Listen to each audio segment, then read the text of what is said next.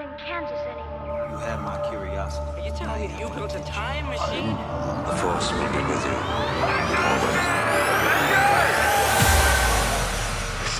Welcome back to Get Real, the podcast where we get real about all of our favourite pop culture movies and TV shows. My name is Sam, and with me, as always, every week, but in phase 4 of his podcasting career, is my co-host, Chris.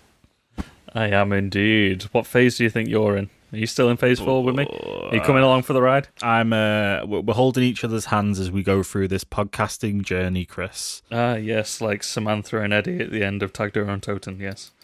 I don't know why I've got zombies on the brain tonight, bro. God, zombies, I'm still looking at the WhatsApp.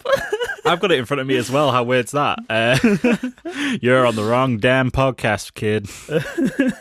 But yeah, anyway. Check out our sister podcast, Get Real Gaming, as well, by the way. Quick little plug up top there. And make sure you follow us on the socials at Get Real Pod across Instagram, Twitter, and Facebook, and let us know what you think about zombies.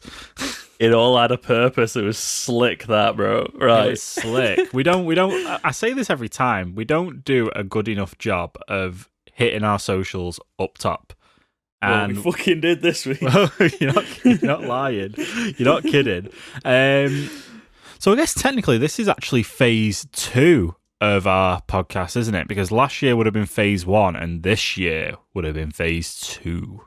Yeah, we had our big Avengers crossover bit at the end of last year when we crossed over both podcasts for both quiz episodes, and now we're right back into the swing of things with phase 2, which phase 2 was a shit hot phase, except for the Dark World. Oh, that was phase. Oh, well, you know exactly about what the phases are because you're currently working your way back through all the Marvel films. Yes. What did you watch today? Civil War was today. I was literally just about to say what we've been watching. I watched Age of Ultron, Ant-Man, and Civil War since last time we spoke. Bloody hell, you watched quite a bit then. Yeah, buddy. But that's all that I've watched. You've literally watched nothing else apart from MCU films, which is good because at least when Falcon... It's only been 5 days since we recorded. Yeah, at least when Falcon Winter Soldier comes out, you'll be pretty prepped for Civil War with the whole Baron Zemo stuff, so... Bruh, I am ready for anything Marvel now. Give me another quiz. The funny thing is that's going to be the second thing that they released off the Phase 4 slate, because literally the only thing they've actually released on this so far is WANDAVIsion. It is. It actually is, and that's sad that we are over a year behind schedule. Damn, COVID. Damn.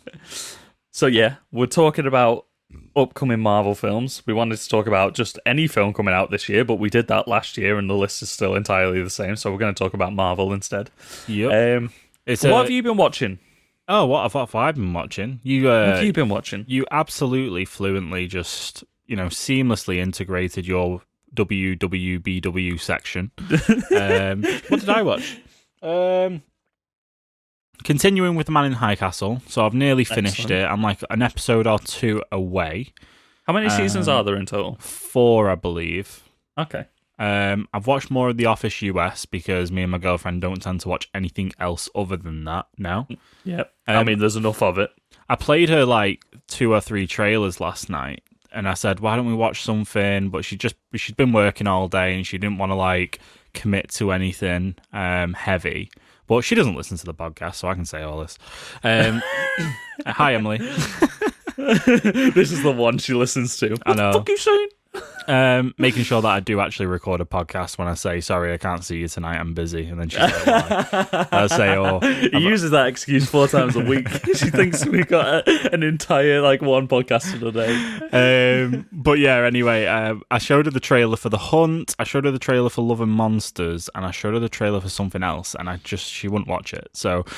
I ended up watching by myself the other day. In other news, I watched Outside the Wire, the Anthony Mackie film. Okay. Is he a robot? Is he really a robot? Who knows? Until you've watched the film. I'm waiting to watch this. But I saw an article today which was saying Outside the Wire is basically Anthony Mackie's what if Captain America was alive in real life and things went wrong? And I was like, oh, kind of, I guess. Like a super soldier. Yeah, I guess it is kind of, without less of the buff serum that Captain America takes. The super soldier serum. The Super Soldier, is that it? The Super Soldier? Yeah, Super Soldier Serum. There Project you Rebirth. go. I remember that now. I listened in that. Well, you're never going to forget that now, are you?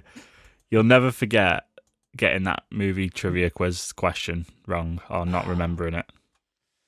Oh, I think I answered Project Buff as Fuck was my final answer. Shit cuts deep, bro. Anyway, there are bits of news this week. It's been a pretty slow week, to be fair. Like I said, because we're recording this a bit earlier because we always leave it till the day before. And we're putting a swift end to that because I don't like editing the podcast until 2 a.m. before it has to go out. We were always so good at it, and then it was just like, okay, Mandalorian comes out on a Friday. This shit needs to be up on a Monday, so we can only record it Friday, Saturday, or Sunday. Yes, and then you have to spin around, clap 3 times, and make sure the sun is aligned with the moon, and total eclipse of the heart. And oh, you mean like the convergence event from Thor: The Dark World, where the 9 realms line up? I didn't even think about that, but well done. What a reference. Anyway, there are bits of news, isn't there? So do you want me to kick us off with some newsy news? Do it, bro. So in terms of the newsy news, the first thing that I've got on my list is that Zack Snyder's Justice League will actually be a 4-hour movie, not a miniseries. So there are a couple of Roos Lumas in here. He's been messing around with the show notes again. So we will say if it's more of a rumour or more legit, but I think this is a bit in the middle, isn't it? I've seen it being picked up by various different like newsworthy sites, and that's like the thing that's being said at the moment. So we weren't entirely sure. We heard that it might be a 4-part miniseries, or it could be like a long movie. But I think most people leant towards maybe it being a miniseries, but with them shooting a load of extra footage. But now it's going to be a 4-hour film, which, considering he said he had like 4.5 hours of a movie before he stopped recording, and now he's filmed the rest, and he probably has about like 6 hours of a movie. I think a miniseries might have served him better. Like maybe like a 4-part miniseries, and like 2-hour-long episodes and 2-hour-and-a-half episodes. Maybe he could have got like 6 episodes. 6 hours, and he probably could have got his full vision into it. But now he's like, I mean, it's still twice the length of any normal film. Yeah. But he is acting to like cut back on his vision again. But I mean, Zack Snyder's not going to put anything out at this point that he's not perfectly happy with. I don't think. No, I unless don't like think so. HBO Max, like, you fucking need to get it out in the first quarter of this year, otherwise you would binning it off again. Yeah, that's the only reason that would make him stop. Yeah, it's I don't know whether what would you have preferred, 4-hour movie or miniseries? I think a miniseries would have maybe given us room to breathe and stuff. Whether it's all dropped all at once, you could still choose to watch it in 4 parts. Whereas a 4-hour movie, most of us nerdy fans will sit there start to finish and be absolutely busting for a piss by the end of it. Yeah. Because we won't even bother to pause it or something. Like, it might make it harder for some people to sit through, and that might negatively impact it. The same way we saw with The Irishman being, over 3 hours, and people were like, I'm fucking watching now, or I was fucking shit, that was too fucking long, I need a piss. Put my hand up, I never finished The Irishman. We spoke about this the other day. 2.5 times. Yeah, I think it was like, not last night, the night before. Yeah. Because that was another thing we almost did this week. You were like, should we do an episode on the longest movies? And you were like, I've seen one of these films. Which was what? The Return of the King? Yeah, and half of Irishman. But obviously we weren't going to rewatch 10 of the longest films ever before this episode, because no chance. Bro, I was itching to go back and watch Ben-Hur. I was really looking forward to Lawrence of Arabia. Oh, mate, I couldn't wait to sit through 5 hours of Gone with the Wind. Anyway, next story. Next story is Daredevil star Charlie Cox has wrapped his filming on Spiderman 3. So this was like a Roos Luma for the longest time, and then it became like less of a Roos Luma, but still a Roos Luma. But then it just got posted by all the news sites like a week ago that he was apparently recording scenes, and now he's done already. I mean, fuck yeah. Yeah, I mean, we found out quite a lot. We found out that he was in the film. as well. That was like, what? And then we found out he was wrapped all his... typically when people like wrap film in, they're in a film. Yeah, I know, but we didn't really know that until this, did we? Like you were saying. That was like quite... This is like double confirmed? Quadruple confirmed? Yeah, it was a bloody confirmation overload, really, wasn't it? I was about to ask you a question, but we'll talk about that in our speculation for what's going to happen in these films. Okay. Because that fits pretty seamlessly into the main topic. Make sure you absolutely do not forget that then. While we are on the topic of Spider-Man 3, do we want to discuss possible names for it, or do we want to do that later as well? Do you reckon it'll have verse in the title? I think it's going to follow the home trend, but now we know it's a multiverse thing, and we know it's a Christmas film now as well, and that's changing people's perception on what it might be called. Spider-Man 3, the multi-homiverse. I mean, a lot of people are saying home for the holidays, home for Christmas. No Place Like Home was like people's like original like thought. Or even Home Worlds maybe, but even that's not further really from home. far from Spider-Man home. 3, wait, is this my home or have I travelled through to another dimension? Spider-Man 3, wait, this isn't my home. Oh god, right. Anyway. With the question mark in the title.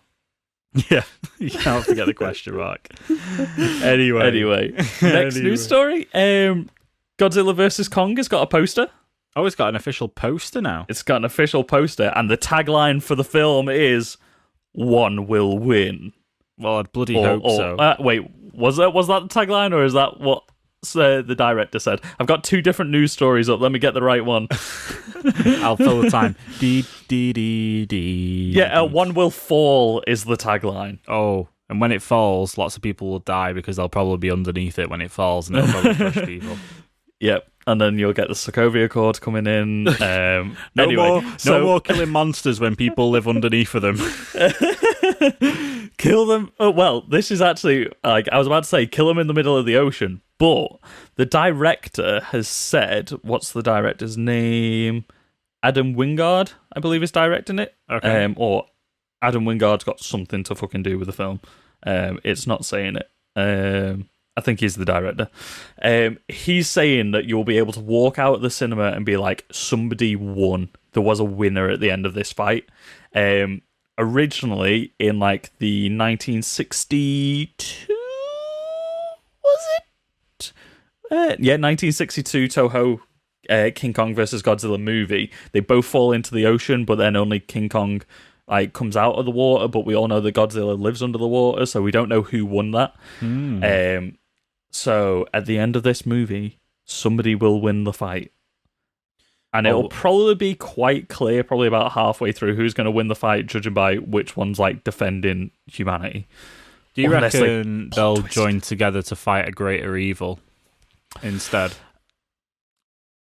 I thought that because we've had all this thing about like a monster war, and we had Godzilla King of Monsters and stuff, but judging by like one will fall. Obviously, if they teamed up, one of them could still die to whatever the other monster is, and then the other one wins the fight, but I feel like that would be another anticlimax. I feel like they need to fight each other to the death. Yeah, for any of these like statements to be true. There's a little bit of news on the grapevine that potentially people are speculating that it could be Mechagodzilla making an appearance in here, and maybe they work together in the end to take down Mechagodzilla. That would be cool. Well, if it was Mechagodzilla, are they going to go with it's Mechagodzilla from space, or is it like humanity has built a Mechagodzilla? In which case, like, why would they be fighting to like defend anything? Yeah, that's a good point. Actually, like, yeah. No, maybe they're just having a good old scrap, mate. Maybe they're just having maybe they're just pissed off. Maybe I'm the king of the monsters. No, I'm the king of the monsters. Godzilla took a shit in the wrong part of the ocean. Godzilla got pissed, bro. He just nuked Skull Island, and Kong was pissed about it. Why'd you nuke my island, you beep? In monkey. I'm going to say a word then that was too risky to say if I forgot to edit it out of the podcast. So. Oh, he's not a monkey, he's a gorilla, isn't he? No. He doesn't have a tail. No, he's an ape, isn't he? He's an ape of kinds. Yeah. He's a Kong of kinds, a king of Kongs, you could say. Next story?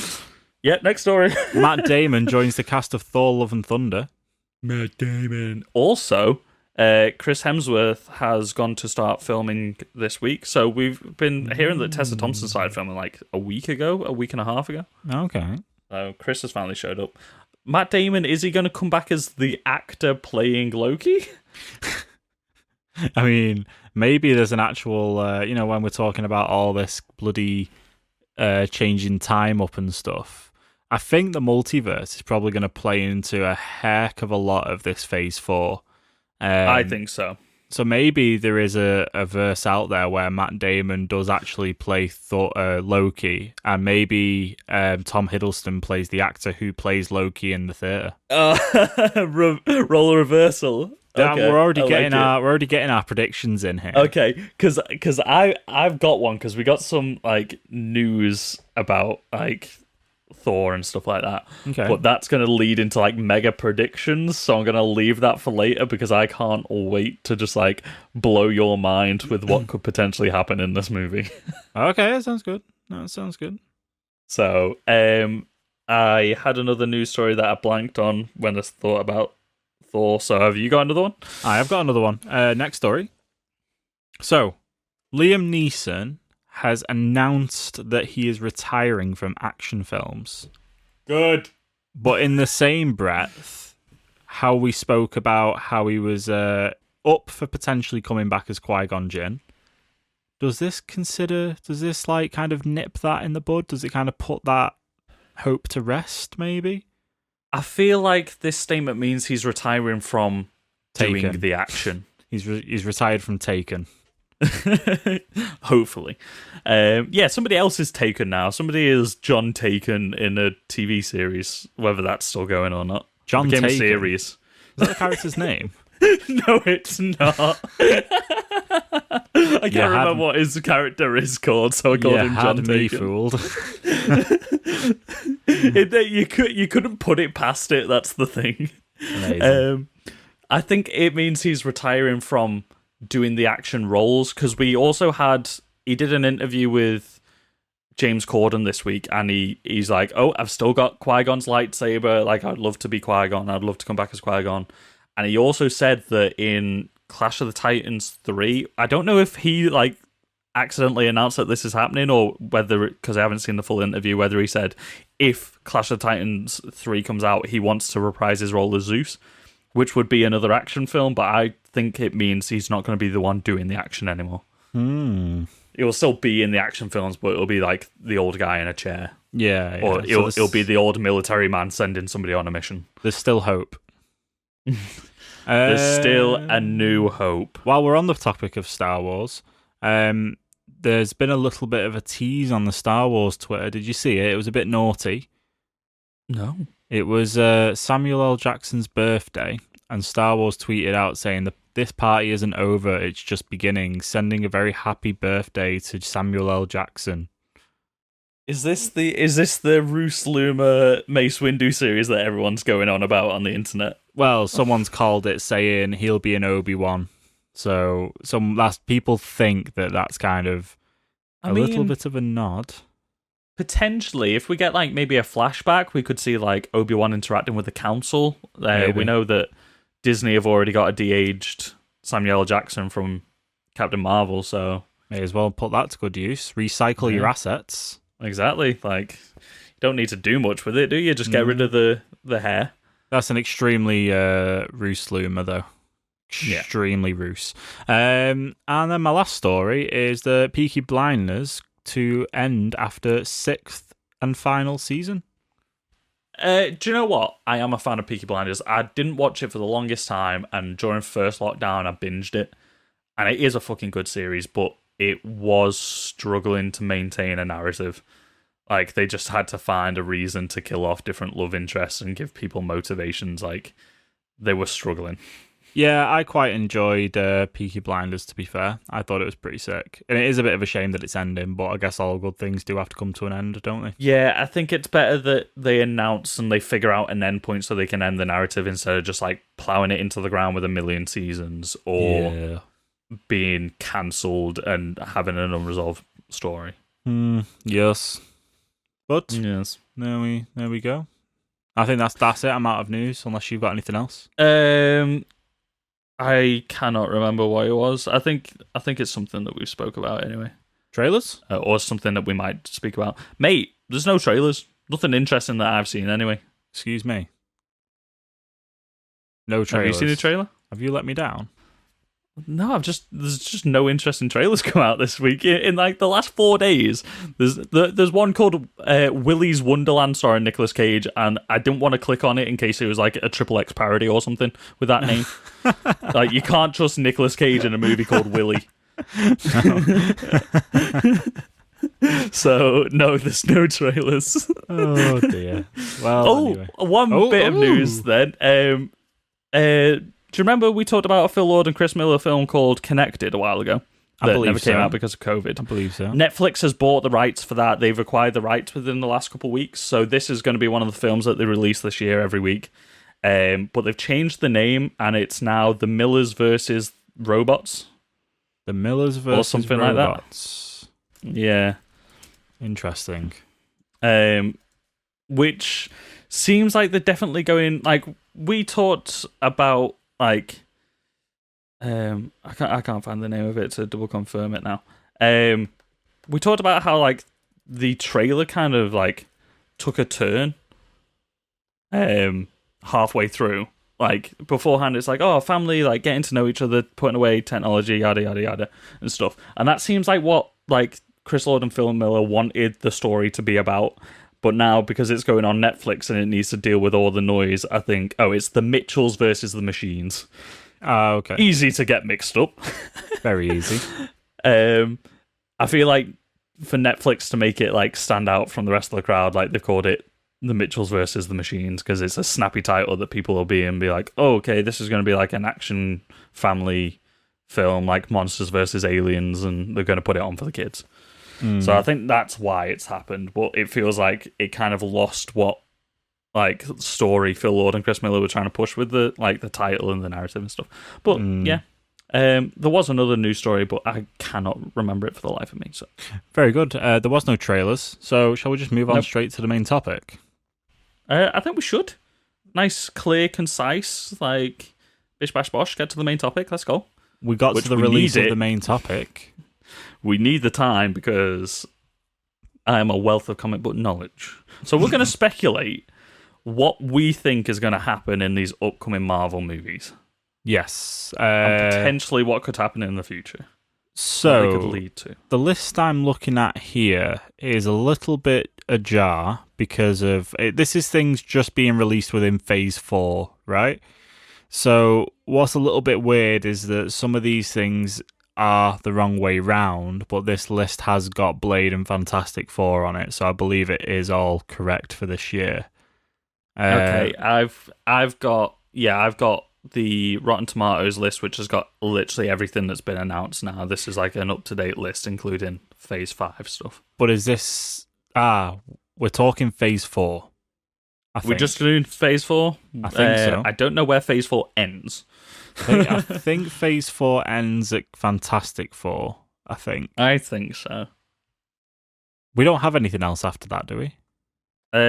Series. It's just all the series. Okay. So we'll miss off the series that isn't. So the series that is WandaVision, Falcon Winter Soldier, What If, and Hawkeye.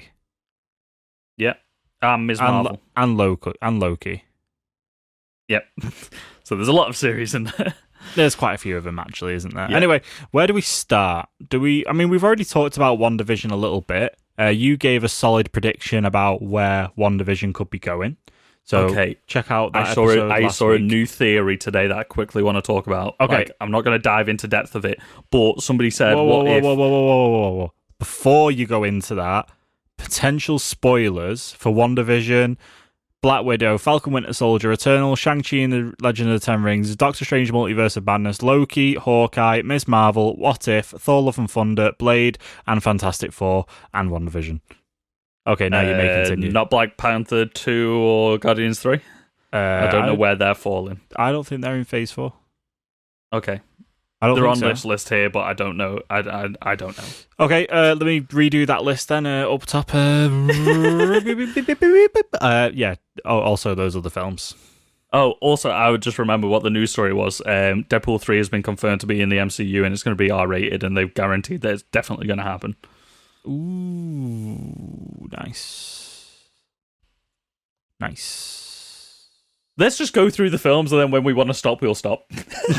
Okay. Instead of doing a list. Potential spoilers for every upcoming MCU property. Is that a good enough blanket statement, do we think? Yes, very good. Right, should we start movies, then talk TV, or do you reckon we'll all kind of link together? Or should we just talk about Phase 4 as a whole? So, Chris, what's your new theory about the WandaVision villain then? Okay, so I didn't come up with this, but I've seen people talking about it. What if Vision is Mephisto? And that's how he's back from the dead, because it's not actually Vision. Oh, so what if Vision turns into the guy who plays Quicksilver? Evan Peters. Yes. Possibly, because I still think he's going to be Mephisto, maybe. But yeah, so we see that Agatha Harkness has like a weird obsession with him, and she's like really trying to like get to know him and like figure him out and stuff like that. And we know she's got an off-screen husband, which we assume is going to be the devil. Or Mephisto, I mean. But this theory is that maybe like Vision isn't back to life, and it's Mephisto disguised himself as Vision, and maybe that's where the baby stuff's coming in instead of like them doing like, oh, this is a shard of the soul of Mephisto. Maybe it's just like these are Mephisto's kids, and that's his tether to the world and stuff like that. Maybe. That's interesting. And maybe when he I think it's less likely, but interesting. Maybe when he swallowed the chewing gum, he became more like his Mephisto self, maybe. Or maybe it was all just a ploy. Maybe it's all fake and... Maybe it's all a what-if story. Oh my god. Maybe this is What If episode 1. Imagine if we're not actually watching WandaVision. That'd be a twist, wouldn't it? Wait, imagine if at the end of WandaVision, she wakes up and it's like the parody ending of Breaking Bad, where he wakes up and Bryan Cranston's character was the dad from Malcolm in the Middle having a nightmare all along. Jesus Christ. At the end of Roseanne, I think it is, where they wake up and they realise that the last like 2 series were all a dream. Wow. That'd be heavy. Right. Should we? We've talked about WandaVision, and we'll talk about it in the next coming weeks when we find out more information. Yeah, no doubt about that. Falcon and the Winter Soldier? Falcon and the Winter Soldier. What do you think's going to happen? Baron Zemo's back, so you've just watched Civil War, so where do you think it's going? Okay. This one, I'm not entirely sure on, because we know it's had to go under extensive reshoots because it involved like a bioweapon and stuff like that they were trying to stop. And obviously with COVID happening, they've had to rewrite it and reshoot bits. So I am a little bit lost on what's going to happen. I think it's definitely going to be like a globe-trotting Falcon and the Winter Soldier teaming up to take down some sort of threat. I don't think it's going to be Hydra, but I think it's going to be another like shadow organization like that. I don't know if we're going to get the return of AIM, but I reckon it might involve maybe the Roxxon Corporation and stuff like that as well, because we've been seeing them a lot in especially the Iron Man films, the earlier ones. So what's the Roxxon Corporation? So they are basically just like a evil corporation in the comic books. Like they are a completely like, in inverted commas, legal operation, but they are like oil barons and stuff like that, and they have been known to be involved in shady stuff. And I can't remember, I'm forgetting the name of which superhero runs it, or sorry, anti-hero / often villain runs it at the moment in the comic books, but I think it was a former X-Men villain or superhero runs it, and it's like a proper like shadowy corporation. They in Iron Man 3, you hear a lot about how they caused a huge oil spill throughout like most of the oceans, and like nobody like got reprimanded for it or anything. Like they're like a proper like shady big time company who have dealings with like AIM and Roxxon and Hydra. They are Roxxon, sorry, but yeah. Okay, very so interesting. I reckon maybe, because I think we saw Roxxon in... So we're going to like a new place that we've never seen in the films before, which is a fictional location near Shanghai, I think. Mm-hmm. I can't remember what the island's called, but I think we saw Roxxon tankers and stuff there, so... I'm not entirely sure, but I think we're definitely going to be fighting against a new government agency as well, who are bringing up like US agent trying to take over the role of Captain America. Okay. I think they're going to be sort of like stuck in the middle of the US government and the Shadow Organization, and they're trying to take it down. I don't know. What are you thinking? I've got no idea. That's why I was asking you, because I'm not fully clued up with where Falcon and Winter Soldier could go after the Civil War. Yeah, because we don't know what's happened to Zemo. We know he got taken into custody by Black Panther, but we don't know what he's done since then. I'm guessing he might be on the raft, because that was a big part of Civil War. Yeah, the raft was the big underwater prison, right? Yeah. I have no idea. This is why I wanted to do this episode, because it's kind of lets you go a bit crazy on theories and speculation and stuff. And I think this is the one series where we have the least information, because there were so many reshoots and stuff. The trailer doesn't show that much. They show a lot of like action scenes and stuff, but we can't gather too much of what the plot is. Yeah, exactly. Yeah, so it's a little bit open-ended right now, isn't it, I guess? Yeah. Cool. Right. What else? What's next? So Black Widow? Yeah, Black Widow. So we kind of seen a lot of Black Widow already. We know who's in it. We know that obviously the bad guy is Taskmaster. Yes. So, what do you think the story of Black Widow is going to be? Pretty much exactly what we figured it out. So this is probably going to take place in the 5 years between... it's going to take place in one of two time slots. It's either going to be between Civil War and Infinity War, because then she dyed her hair blonde and stuff, didn't she? Yeah. Or it's going to be... she looks like she's still got a little bit of blonde in the tips, which might mean it might be between Infinity War and Endgame. So we're not entirely sure yet. I would say maybe before Infinity War. Okay. You know, when they were off the grid and stuff, that's maybe why she's gone home to try and find her family after the Avengers crumbled. Yes. So she's gone back. She's found out that Taskmaster is trying to do something. We're not entirely sure. He's trying to revive the Red Room and the Black Widow program, isn't he? So he's trying to create like a new underground, like Soviet KGB type organization. And it's basically her teaming up with her former allies, Red Guardian, Florence Pugh's Yelena Belova, and Rachel Weisz is playing Melina, who I'm not sure who she is in the comic books. So she's going to form this team to take on the new Black Widow organization. To what end? I'm not entirely sure. We've seen him like attacking like snowy research facilities and stuff like that. So maybe he's trying to get his hands on some super tech. I mean, that's most comic book films, isn't it? Somebody's trying to get their hands on some sort of world-ending technology. Yeah, I think it's going to be quite interesting, because this is obviously the Marvel film that we've had after. We've not had anything else since Endgame, have we?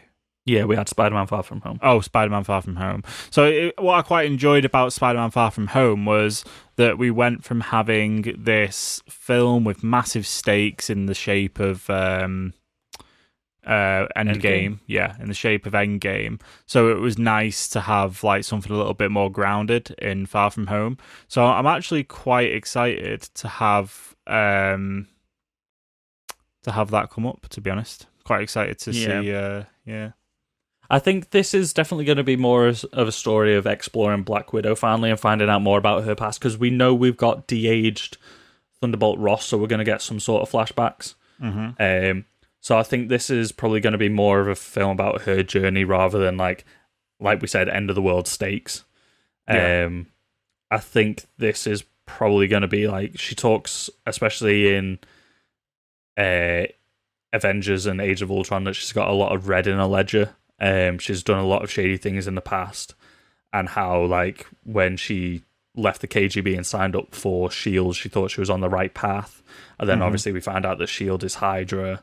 So I think this is her going back to try and make some amends for things that she's done in her life. So I think this is going to be the introspective behind, like, peel back the mask of Black Widow that we've been hearing so much, like, potential of, like, how she puts up such a front. Now we're finally going to see behind it.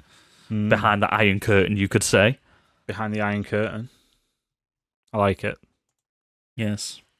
I think it's one of them that we've seen a lot of shots from it again, and it seems like it's the typical sort of, like, we're going to start a super shady organization and try and take over the world type thing. Yeah. I mean, maybe it alludes to... I don't know, because we'll probably talk about this as we go on, but I feel like the big villain of Phase 4 going into Phase 5, etc., is going to be huge. Because when we talk about things like, you know, multiverse, time travel, dimensional travel, what have you, it feels as though it could be massive, massive, massive stakes. Yeah, it feels like it's going to be like a Doctor Doom, Galactus, or Kang the Conqueror type thing. Yeah, because I think isn't Kang the Conqueror already confirmed for one of the upcoming movies? Yes, Quantumania. Ant-Man and the Wasp. I think this as well... I don't mean this in like an insulting way. It's kind of got the lowest stakes out of a lot of them because it is a prequel, and we know where her story goes after this. I don't think this is going to set like the wider MCU world on fire, as opposed to... I think this is why this was meant to come out before all the multiverse meddling started coming out. Because I think that, like we both said, is going to be like the main driving force towards like the next big like phase movement is going to be the multiverse and cosmic threats and stuff. Yeah. So I think this is a smaller story that they wanted to get out before WandaVision and before Doctor Strange. Next up is Shang-Chi and the Legend of the Ten Rings. I'll be honest with you, Chris, I know absolutely nothing about Shang-Chi. I know the Ten Rings is something to do with what's it called? The Mandarin. Yep. And that's about it. Okay, we talked about that. So I'm not massively clued up on Shang-Chi. I don't think I've ever read a Shang-Chi book. I don't think I've even read a crossover event with him in it. Like, he was quite a forgotten about character for a long time. I think he was like in sort of like a problematic state with like Fu Manchu and stuff like that. But the Ten Rings we've seen in the Iron Man films. They came back in Ant-Man as well, working with Hydra operatives and stuff. But this seems to have been like an adopted name, the Ten Rings, whereas we think we might be diving more into the real legacy of like the Mandarin and the Ten Rings. Yeah. So we know Shang-Chi is going to be entered into a fighting tournament, which is cool. We all love a tournament arc if you're an anime fan. So we reckon it might be to like the Mandarin, because I think the retcon in it, he's not going to be the son of Fu Manchu because he is quite a racist stereotype. Okay. I think they're making him the son of the real I nearly said Mandalorian. Mandarin. Wouldn't that be a plot twist? He's the son of the Mandalorian. What a plot twist. Or he's entered into the competition via the Mandarin anyway, and I think it's going to maybe be to win one of the 10 rings, or maybe all of the 10 rings. Okay. So the Mandarin in the comic books has these 10 rings, which are like techno-magical rings, so basically like uber powerful, like cosmic rings which border between magic and science. Okay. Sort of we get that like correlation a lot between Thor and Asgard compared to what we consider magic on Earth and stuff. Yeah, I get you. So I reckon this is going to be sort of like I nearly said the Mandalorian again. The Mandarin gets a hold of the 10 rings somehow, and this tournament's going down, and then he unleashes like chaos on the rest of the world. He's trying to take it over via that.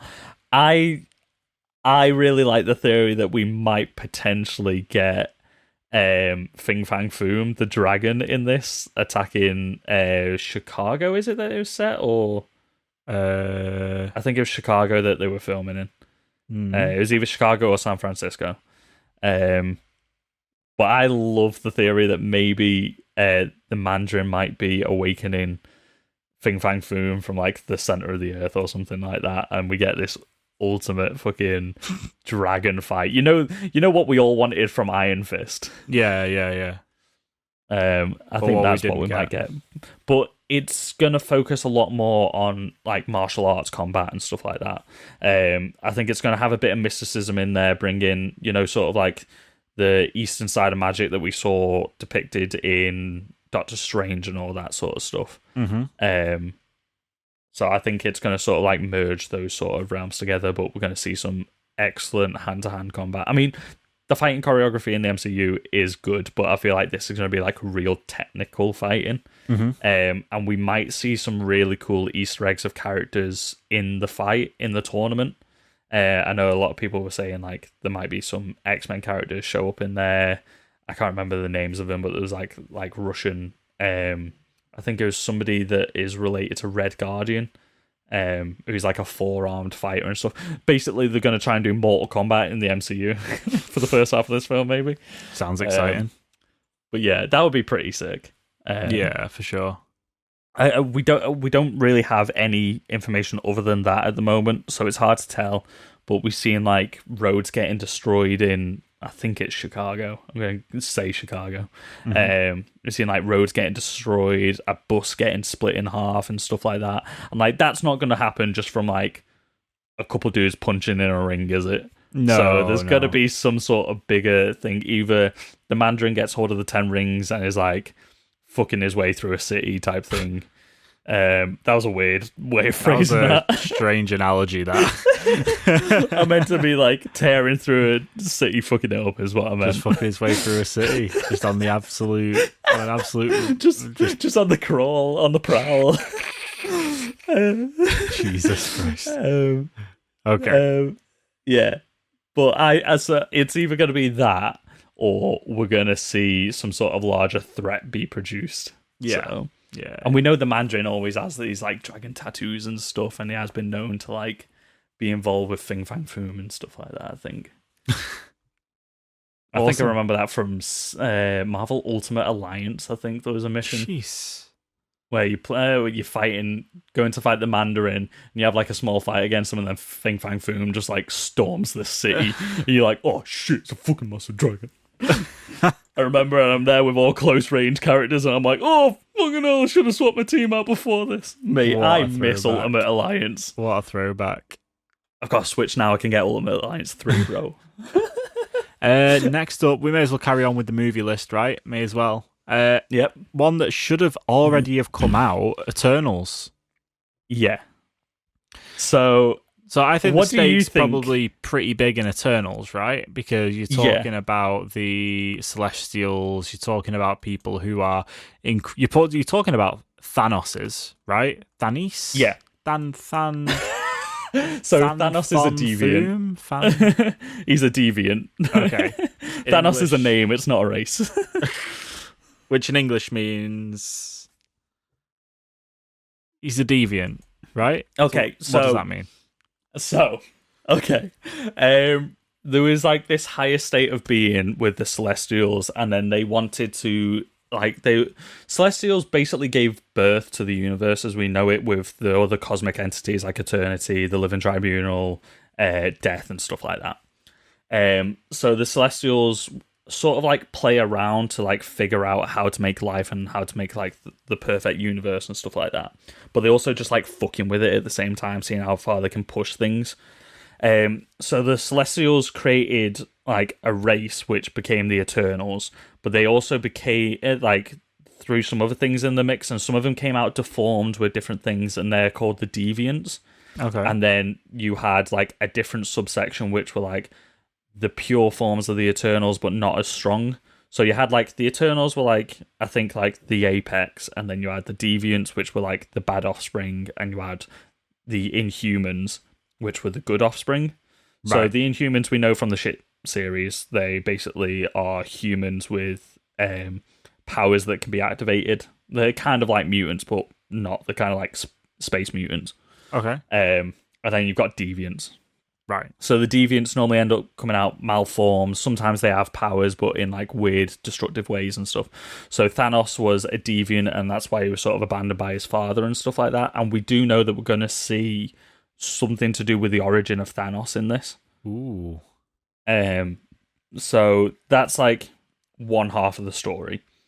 The other half is the actual Eternals team themselves and how a lot of them end up coming to Earth and being worshipped as gods and stuff like that. And we're going to get maybe like a time travel, like not time travel, but time hopping adventure where we see all these different like periods, because we've seen like set photos of sets of ancient Egypt and Greece, I think.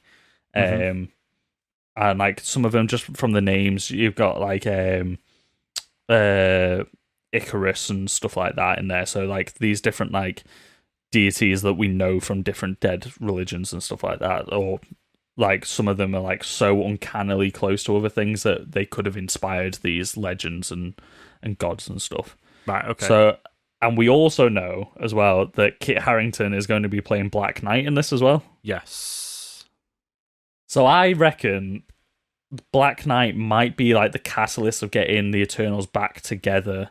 So they would have been like scattered throughout like time and space and stuff like that, mostly falling on Earth.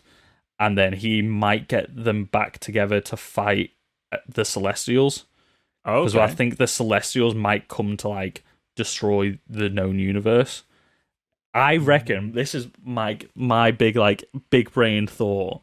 Big brain. So we know, like, this is just like a small part of the thing, but I think we might end up fighting the Celestial that became Nowhere from Guardians of the Galaxy 1. Ooh. So we know that interesting. Nowhere is the head of a dead Celestial. So I reckon we might see a Celestial getting decapitated in this, and whether that's like the main one that they're fighting at the end, but we've seen like images, concept art of like 5 different Celestials. Ooh, that would be an interesting little tie. Maybe the Black Knight, because his sword is...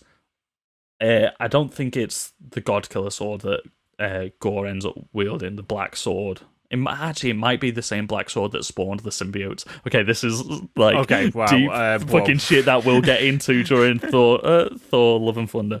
But I reckon his sword might be able to kill a Celestial.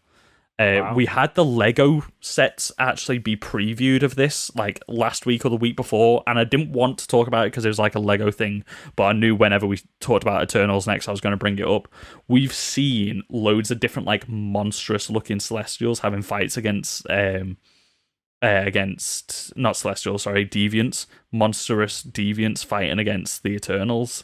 So I reckon we're going to get like multiple different skirmishes of like nameless sort of deviants. So like one of them was like a 6-armed, like walks like a crab type, not a crab, but you know, sort of like the Outriders from the Battle of Wakanda. Oh yeah, and then you've Thanos brings down. Sort of like that, but huge. And then you had like one which had like I'm trying to remember now. He had like the face almost of like a lion mixed with Beta Ray Bill almost. With like scythe hands and shit. Yeah, and then it looks like you've got your more kind of like traditional looking deviant Celestial, which is what you see in the big set. Yeah, the Guardians. You see it in the Guardians bit where they talk about the Power Stone, the one with the little chest. Yeah, that's a Celestial. That one, yeah. So, but we only see like the outfits theory from the Lego set, don't we? We don't really see We've much seen concept art of them as well. Yeah. We've seen concept art of them, which seems pretty faithful to what we've seen in the Lego minifigs and the concept art and the comic books as well. They're pretty close. Also, they've got a weird like Dorito-shaped fucking I've seen that spaceship. Yeah. It's funny that I can't see any Black Knight photos here. We haven't seen that yet, I don't think. No, it's interesting. Well, I mean, this looks exciting. So yeah, I expect some cool superpowers, some like big godly looking mama jammers. Mama jammers. Some big fucking Lego sets. Hercules might be in this as well, so... It's kind of a shame that things get spoiled by toys now. Like it's normally pop vinyls that give away like people's true names or outfits and stuff like that, but this was a Lego set for a change. Yeah. Because obviously this was meant to have come out, so this was in like... These haven't been put out online anywhere. These are all screenshots from a Lego promotional magazine, which a couple people got. There is a list of the new pop vinyls that got leaked quite a while ago. I don't know whether you remember, that talked about the breakdown list for Eternals. Yeah. That all the pop vinyls that we were going to be getting for it. But yeah, I guess we'll just wait and see, right? So excited, the name of the Celestial that we're seeing is Ishrem. Or in the Lego Arishem. sets. It's also on the pop list as well. So the pop vinyl list. Arishem, you mean? Arishem, yeah. It says it's a 10-inch Marvel pop, which means it's a large size one, which would lend itself to being a Celestial. And Arishem looks like the big thing from... it's not. The thing that you see in Guardians of the Galaxy with the Power Stone in the staff is on Google as Eson Essen the Searcher. Who is the Celestial? But he is a Celestial. But the design's very much the same. Yeah, but we don't know if that's the head of Nowhere. We just know he was one that wielded the Power Stone. He's huge, bro. Yeah, bro. Are they all that big? Bro. Yeah, they're literally like the size of multiple planets. They're like, because Galactus is like a subset of the Celestials. He's like a celestial entity. So are the Eternals that big? No, they're like human size, but some of them like can change the size and stuff like that. So Arishem is known as Arishem the Judge. Kind of looks a bit like the guy from Dead Space. A little bit. Looks like Isaac from Dead Space. Yeah. Anyway, I'm pretty excited for this. I think that's going to be pretty cool. I think the Eternals is definitely going to be the most out there of them all. I think this one may tee up the next big bad in some way. Yeah, I think this may directly tie into Guardians 3 as well, maybe. Yeah, definitely a chance. Seems to be like the same kind of vibe, doesn't it? I want to know if Black Knight's going to set up a Captain Britain film maybe down the line as well. Interesting. Next one I've got on here, we'll come back to TV in a bit. The untitled Spider-Man Far From Home sequel. So, Driving Home for Christmas. So we know everyone in the dog is cast in this film. But basically, I've got the wiki in front of me, and the wiki basically who it confirms that is in this film is, well, as far as what Wikipedia can confirm, Jamie Foxx and Andrew Garfield will return. You've then also got Alfred Molina, Kirsten Dunst as Octavius, and Mary Jane Watson, but we don't have Tobey Maguire on here yet. So I don't. Yeah, he was like Roose Lumed in there. Like, we don't have hard confirmation that these other Spider-Men are coming back. We don't have hard confirmation that all these multiverse characters are back. We have like 99% confirmed. Like, we've had articles about Jamie Foxx's Electro being back, but he won't be blue. We've heard that Alfred Molina's Doc Ock will be back, but he might not look the same. Yeah, we don't have hardcore confirmed that these characters are coming back, but we know it's going to follow up from Doctor Strange. Well, Alfred Molina, Jamie Foxx are on the they're on the IMDb. Yeah, but IMDb can be edited by people. I just want to believe in it. I just want to believe. Yeah, so do I. But it's like we can't like say yes hardcore to them, but then like be like, oh, but Tobey Maguire though. So do you reckon that it's either they're all in or none of them are in? You have Morbius, you have this guy, you have Alfred Molina come back as Doc Ock. Do you reckon they're then setting up the Sinister Six even more? Yeah, I think so. We discussed this a while ago, whether it's going to be like they're going to play like this 616 universe version of the characters that just so happen to look the same between multiverses, whereas some characters don't. Yeah. Like, or whether they're going to be pulled through the multiverse and then by de facto create a Sinister Six. We've had set photos released this week, or leaked, and we're seeing like promo, well, not promo stuff, but like graffiti on stuff. There's like an uprising of people that believe Mysterio. I believe that he's still alive and stuff. A subsection of people who are like, he was a good guy, he is from the multiverse, yada yada yada. And we also see in like a small Citizens for Spidey, I think it is. Mm-hmm. So people trying to defend Spider-Man and hide his identity, even though it got leaked and stuff. So yeah, we've just discussed this a lot, but we know Doctor Strange is going to be in it. We know it's going to follow on from Doctor Strange and the Multiverse of Madness. It's 99.99999% going to be a multiverse story. It's going to be a new Spider-Verse story. Well, yeah, Doctor Strange is following on from it. It comes out literally about 3 months later, according to the slate. Yeah, so you've got December 17th would be the Spider-Man film, and then in March you would have Multiverse of Madness with Sam Raimi directing it. Yeah, so, I think I was getting mixed up, obviously, with things being pushed back and changed dates and stuff. So what I'm thinking is that maybe the Spider-Man film doesn't confirm anything around a multiverse, but then maybe Doctor Strange turns up at the end, and then it's a multiverse of madness, and then that's the next film out. And I think he is like going to be a big part of the film. Like that's what's been said. Like he is going to be a prominent part of the film. So I don't think it's going to be like a end of the film. Maybe I think they said, didn't they say during the Disney Investors thing that it's going to be like a multiverse trilogy, which is like WandaVision, Doctor Strange, and Spider-Man. Well, maybe it's a case that he fixes what's happened with the multiverse in that one. Maybe. Yeah. But then the aftermath of it is what happens in things like Love and Thunder, Black Panther 2, Captain Marvel, Guardians 3, Fantastic Four. Maybe that then is the consequences of what has happened in the multiverse. Maybe in trying to in the fracturing of the multiverse and trying to fix like the borders between universes and stuff like that, which we think the Multiverse of Madness is going to tackle. Maybe that releases the next big bad of the Avengers. Yeah, maybe he comes from another universe. Yes. That'd be interesting. Galactus just falls through the portal, and then starts eating planets.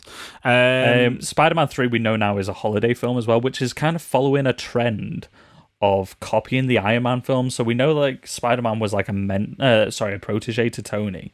And like the first film was sort of like, it was a bit more small scale. He's like fighting someone close to him in another like tech suit that he has like emotional stakes in and stuff. And it's like Spider-Man like coming back from like, he got built up as an Avenger and then like he gets knocked down a few pegs, sort of like Iron Man does in Iron Man.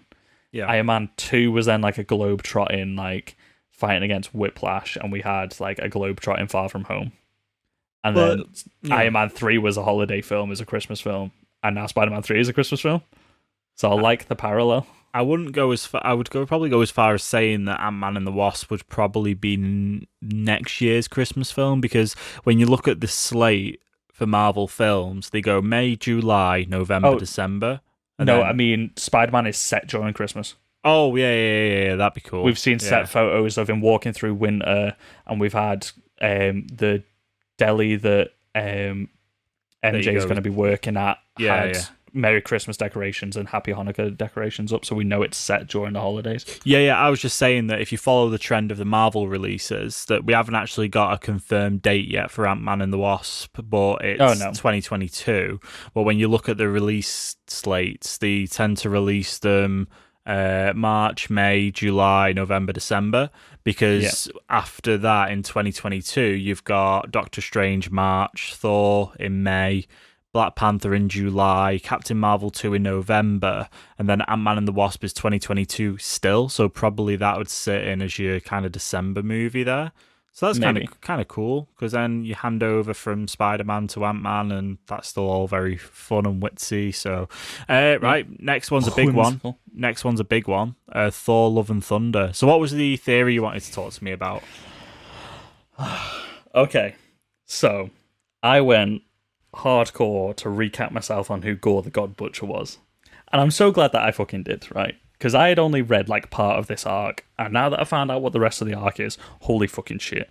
I don't think they're going to do all of it, but I think they're going to adapt the story from Thor God of Thunder, which came out in like 2016, I want to say, maybe. Okay. Whenever the Marvel Now relaunch was. So Gore is basically like, he's part of, like, it's like 3,000 years ago, and he's part of like a small tribe on a planet who are starving, like a desolate wasteland. Like the planet doesn't even have a name. Like this place is just forgotten about. Like, so he sees his father die, then his mother dies protecting him.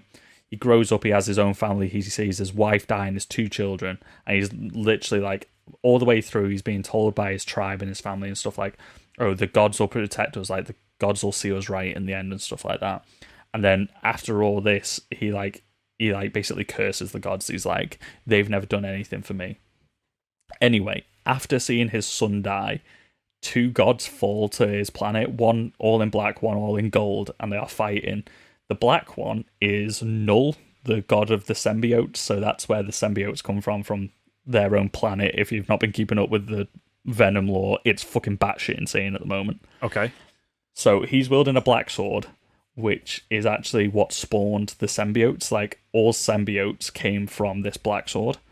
Anyway, so he like cries out for Gore to help him, so he takes this sword and he kills both the gods, and he claims himself as like Gore the God Butcher. At that point, is there like, gods have never done anything for me, they've forsaken my family, like, and he makes it his vow to kill every god that he can ever come across. Okay, jeez. So he ends up coming to Earth at one point to try and slay some gods, and it's like, And sorry to interrupt, but is that why he's got this crazy like symbiote looking cape and part of him, because he takes part of that with the sword and stuff? So he has got like tentacles coming from his head, and he is like normally seen wearing a cape and stuff. That might be why the version that you're seeing now is like a bit more symbiote looking, because this was all during the same time as like Planet Venom and all that sort of stuff. So they are entwined, but Venom doesn't really come into it. It's just sort of like, oh, this is also a thing that I wanted to mention. Yeah. Because it could potentially set up a black suit Spider-Man or something in the future. We never know. So yeah, Gore comes to Earth and finds a young Thor who like doesn't even have Mjolnir yet, and basically Thor's about to fight Chernobog, which is like this big like Russian deity that we've heard of, or Scandinavian deity. Who's basically the god of death, and Thor's like about to go fight him and kill him, but Gore has already killed him. But Thor manages to seemingly kill Gore. But so then he basically forsakes Thor, and he's like, he'll get his vengeance. Thor thinks he's dead. So then we see that Gore has like killed every god in the fucking known universe and everything. Like, this is like now 3,000 years in the future. Thor is an old man. He has the Odin Force, which is now called the Fourth Force. Every other god has been either killed or enslaved by Gore. This is like fucking high stakes shit. He's trying to create this like god destroying, universe destroying fucking weapon that he's making. He's enslaved gods to create it. It's fucking mental, and he's going to use the blood of Thor to power it. So he ends up pulling Thor from the past into the future, and also present day Thor ends up getting teleported to the future as well. So you have 3 different versions of Thor now fighting Gore the God Butcher. Bloody hell. So right. So I'm just about keeping up. Okay, so that's like the history of Gore. That's his one big story. It's fucking head case, I know, but it's so epic. You even get a shot of present day Thor wielding 2 Mjolnirs. And like he becomes one with like the black sword to kill. So he basically takes on a bit of the symbiote power to kill Gore the God Butcher. Jeez. It's fucking insane. Like, that panel is shit hot. So I reckon they might do away with the multiple versions of Thor, because we know we're getting Jane Fonda Thor. So I reckon, so we know Christian Bale's playing Gore the God Butcher, and I think we're going to get a similar sort of story to that, but we're going to do away with the multiple versions of Thor just to have Thor and Jane Fonda Thor. He'll be wielding Stormbreaker, and she'll probably have Mjolnir. Yeah. We don't know how Mjolnir is going to get back to him. We don't know that yet. So I reckon it's going to be that sort of big epic story, and it's going to be like obviously those two like battling with their relationship, because last time we know like they were split up and stuff like that. We know that Thor is now king of Asgard, so he technically has the Odin Force. Yes. Or he could come in possession of it now, like he could take the spear and take the Odin Force, which would become the Thor Force and stuff like that. And we've seen him wield like two ultimate god-killing weapons with Mjolnir and Stormbreaker in Endgame. So I reckon that's where it's gonna. I don't know how it's gonna intertwine with the Guardians, but I think that's just gonna be like the first sort of bit. I don't think the Guardians are gonna stick around much after like the first 15 minutes. Jeez, everyone. So that might be, or Taika Waititi might just do his own completely different thing. But this is like the only major story that Gore has ever been part of. So it would be so cool to adapt that. Bloody hell. What a twist and turn, eh? And also, so the whole thing with Jane Fonda Thor is that like this is years after they've split up and stuff like that, and she is actually dying of cancer on Earth, but Mjolnir thinks she is worthy enough. But every time she turns into Thor and wields Mjolnir, like basically it expunges like anything harmful to her, which also includes the chemotherapy that's trying to save her life. So every time she turns into Thor to save the world, she's actually killing herself slowly. So it's like it's a battle with her own morality of like, should she carry on saving the world at the sake of her own life? Is she willing to lay down her own life for the world, which she decides she is? And I don't think she ends up passing away at the end of her story arc. I think something happens. I haven't reached the end of it yet. But I don't know how they would fit that into the story, but I feel like that is the type of narrative that Natalie Portman would be interested in. Yeah. We've seen it. She loves like introspective, like it's stuff like Annihilation and stuff like that, where she looks inside of herself and inside of the character and tries to find people's worth and stuff like that. So I feel like that would be a story she would love to do. I just don't know if that would be a bit too much of a downer for this film. Out of 10, how excited are you for this film? Since finishing that story arc about Gore the God Butcher, so much more fucking excited than I was. I was excited anyway, but it was like middle of the pack for me. I was like, oh, Doctor Strange is like up there. But now I'm like, oh shit, Gore the God Butcher, maybe teaming up multiple different versions of Thor and everything like this. I was like, that seems pretty fucking badass. That's pretty nice. And it's fucking Christian Bale. Yeah, for sure. So you would have like Loki, maybe you would bring Loki back. You would have Valkyrie, Thor, and Lady Thor, or Jane Fonda Thor. Oh, it's pretty exciting, really. They could do time travel shenanigans and bring back a different version of Thor, maybe. Bring Odin back, and you got Anthony Hopkins with a big old fucking spear and an eye patch. Yeah, we'll have to wait. Well, multiverses. You never know. So, like, that was like my biggest thing that I wanted to talk about all day since we came up with this. I was like, that's it. Now you're out of ideas. That was like my big one. That's like my big rant that needed to be like, how cool is that fucking story? It's so cool. Even if they don't make that into the film, I'm just glad that I got to talk about it. Right, well, we'll have to move on, Chris, because we're getting a bit strapped for time here. That was the big one. Black Panther 2, a bit tough. We know that obviously Chadwick isn't going to be reprising his role, obviously, but they're also not going to be digitally recreating him. I think they've already come out and said that they're not going to be doing that. So obviously he won't be reprising his role digitally. But yeah, it's interesting. It's probably going to be more about handing down the mantle, I guess, isn't it? I think so. I think this is going to be sort of a story of.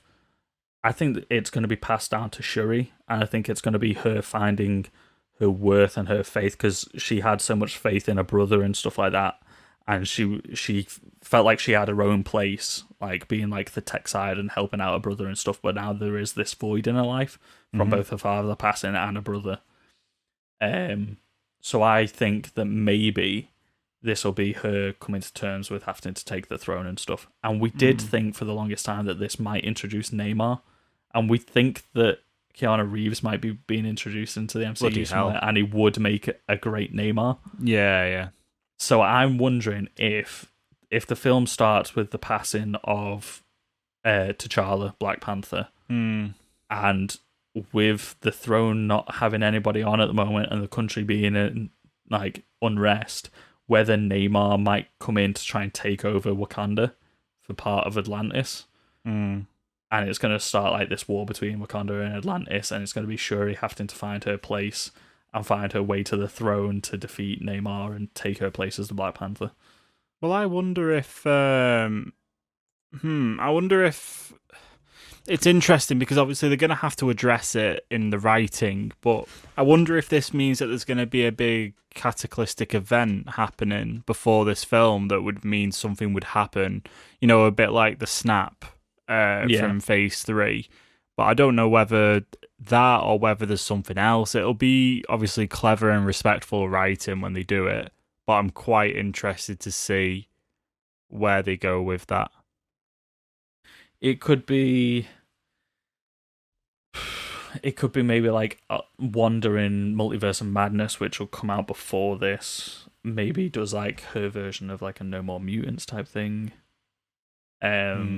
Where it might be like no more superpowered individuals, or maybe no more Avengers or something, or no more multiverses or something, and people get torn apart sort of in the process of that, maybe.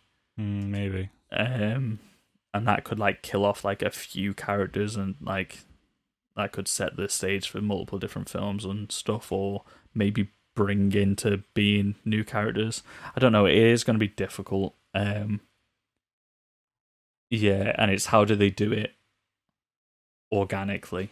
Yeah, I think that's going to be the most interesting thing, because obviously Marvel are good with this sort of thing, so next one, Captain Marvel 2, which do we have any idea about this yet? I don't think we do. I think it's just we don't even have any casting. We just know that they're doing we know Kamala Khan is going to appear in it. Yes, Iman Vellani, who's playing Kamala Khan, Miss Marvel, in the Disney Plus series that's coming out this year. It's weird to say a lot of this stuff's coming out this year. Yeah, there's a lot coming out this year. Alongside Teyonah Parris, who is the adult Monica Rambeau. Yeah. But she's also in WandaVision. Yeah. I just saw, and I was like, wait, what?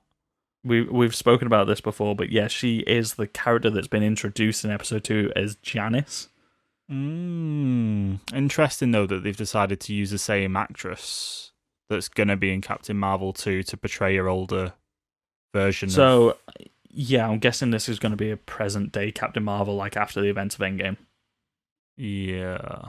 So we saw Monica Rambeau when she was a kid in the 90s during Captain Marvel 1.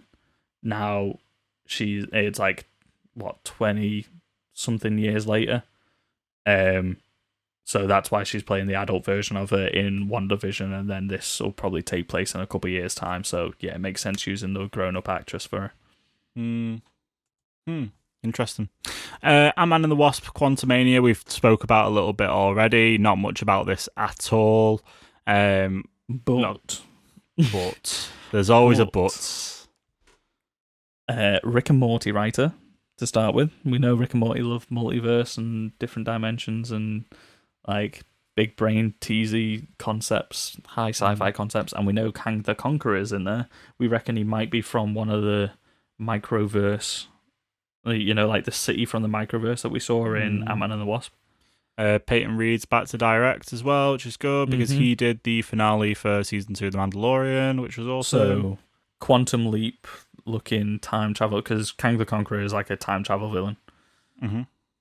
I think one version of him is Franklin Richards, the son of Reed Richards and Sue Storm, and I think one version of him might have been a displaced version of Iron Man, maybe. By this point, you're only 2 films away, or a film away from Fantastic Four as well, in terms of the slate. So then you have Guardians of the Galaxy Volume 3, which could be pretty much anything at the minute.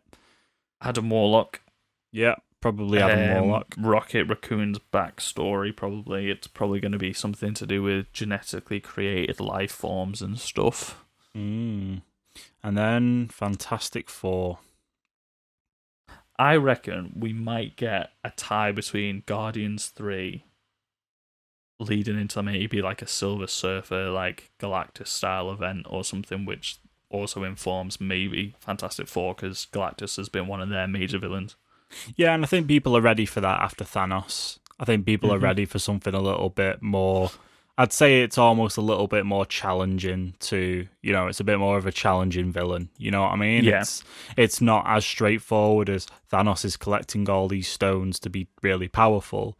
Galactus and Silver Surfer is a little bit more to it, I guess. They just are powerful. And Like, it's not like, oh, let's stop them before they are. It's like, this is like an annihilation scale event. Also, though, Fantastic Four could potentially set up Doctor Doom, which we saw the Roos Loomers earlier. Another news story. Maybe a Doctor Doom casting. Yes, a potential casting in the form of Michael Fassbender, potentially. Yes, especially if he wears the helmet. Then it's fine, because you won't be distracted by the fact that it's Magneto.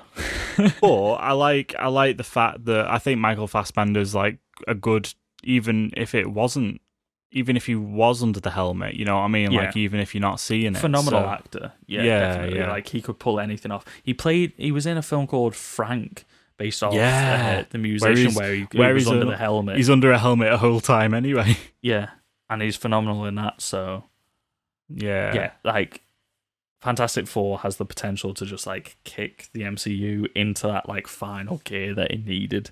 Like it's finally like with X-Men, like with Deadpool coming in and X-Men coming in at some point. We know they've promised an X-Men property film, though they just haven't said when yet. I think with X-Men and Fantastic Four coming in, the MCU feels whole almost again.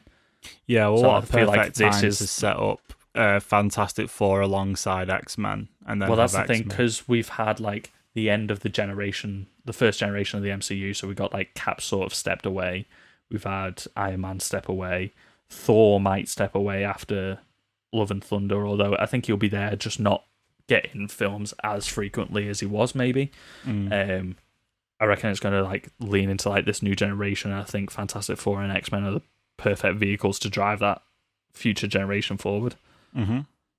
So I would love to see maybe Doctor Doom in there. Maybe we don't get Galactus as the big next villain, but a Doctor Doom, because Doctor Doom has always done like cosmic scale things. Like they could do, if they wanted to bring back these other villains and stuff like that, or other heroes and stuff, do Secret Wars. Do the newest version of Secret Wars from 2017, I think it was, or something like that, in which Doctor Doom and Reed Richards and Tony Stark, basically the Illuminati, were trying to stop the convergence events where all these multiverses were crashing together. That's how Miles Morales ended up in the main 616 universe. Doctor Doom ended up getting the power of God, essentially, and created a whole new universe, a whole new reality. So maybe that could be like Avengers 4, 5 at this point. Could be Secret Wars. And that would be fucking sick. What do you reckon? Do you reckon John Krasinski, Mr. Fantastic? Yeah, but it might also just be because I've seen it so much, it's in my head. He is a fantastic actor and he could definitely pull it off. I think it'd be a great role for him to go into such a massive property like this. Oh, definitely. Like, and he's in the bloody comic books. His likeness is used in the comics. So. Legit. Like, as soon as they released that cover, everyone was like, oh, shit. Like, yeah.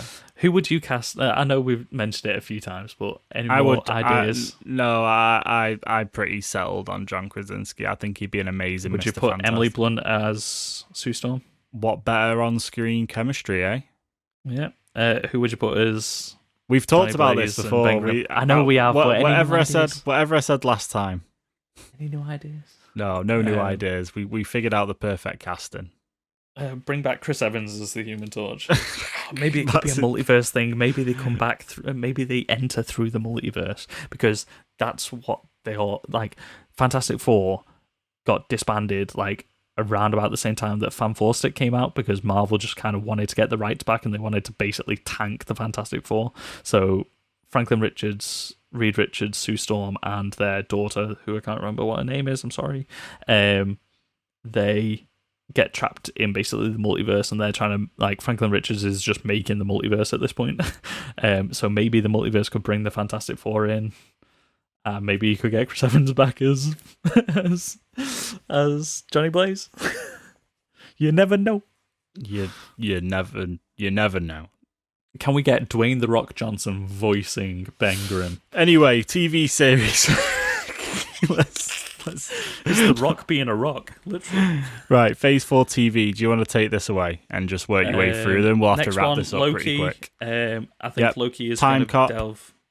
Yeah, Time Cop. I think we're going to see loads of conspiracy theories in there. We've seen him being B.D. Cooper. We've seen the Plebus arcade machine and stuff like that in the background. I reckon he's just going to he's going to be the cause of all these Mandela effect type conspiracy theory stuff, and we're going to see loads of alternate realities where he's meddled with time and stuff like that, or the villain of the series is maybe meddled with time. Yeah, that's what I think it is.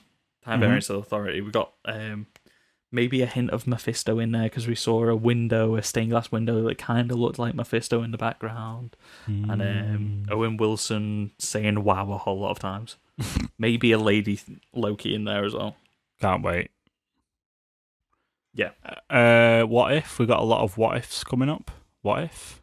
What if this is a good TV if you've show? seen the trailer, you could tell what a few of these stories are going to be. We're going to get a Marvel Zombies one. We're going to get I think that's going to be maybe the Doctor Strange episode as well. You get into T'Challa. Yeah, exactly. Yeah. You've got Peggy Carter getting the Super Soldier Serum. Mm-hmm. Yep. It's going to be good. an animated series. We know Chadwick Boseman is going to be multiple of them. Yeah. Look, it looks fun. I can't wait for that. Looks like a good animated series. Ms. Marvel definitely. next. We've seen little bits of this, but we don't know too much about it yet. So Probably going to be an origin story. Yep. Her getting it infected by the Terrigen Mist and becoming an Inhuman. Yep. I think we might get a Brie Larson cameo at the end of the season, which might tie into. She might get her name from Captain Marvel at the end of the season. Red Dagger's meant to be making an appearance in this. Yes. Was it on this set or was it on the set of Falcon and the Winter Soldier? We saw Batroc the Leaper again. It was on one of them, and I can't remember which one. It probably make more sense being Falcon and the Winter Soldier. Hawkeye. Hawkeye. Hopefully has a better haircut. We got Kate Bishop being played by Haley Steinfeld. She's a great actress. So, yeah, cool. It's going to be more of a grounded story. Probably more like the Hawkeye run of the comics, which everyone's saying that it's probably going to be inspired by. Yeah, they've even got Pizza Dog in there. He's probably going to be... I don't know. How they're going to incorporate his family into it as well. I honestly... I don't know. But it's probably going to be a low budget... No, not low budget, but a small, ground level. Sort of like what the Netflix series were. Yeah. I think it's going to be sort of more along those lines. Only it's Hawkeye based and he's training the next Hawkeye because he keeps wanting to retire every film. Don't think it's going to be 25 mil an episode, but... Nope. What's next? TV series. I've got Moon Knight. Yep, Moon Knight. Oscar Isaac playing a Dracula, where's my money, you bitch? Oh, we did actually get some news. Did we talk about that last week? Ethan Hawke has been cast. Yes, as the villain. We don't know who the villain's going to be yet. You said maybe Bushman. Yep. Oscar Isaac. Maybe he could be Dracula. Maybe. And that could set up Blade, maybe. He could be Dracula, yeah. We didn't talk about Dracula, Blade. where's my money, bitch? We didn't talk about Blade. Blade. That looks good. Mahershala Ali. Mahershala Ali, yeah. Butchered it, yep. How are they bringing him back? Are the Netflix films not canon anymore? And maybe that's why Daredevil is in Spider-Man because he's being brought through the multiverse, or maybe he's defending him because his identity's been revealed. Yeah, it's got to be maybe a multiverse, but they do talk about the events in Avengers, but maybe it happened differently. Who knows?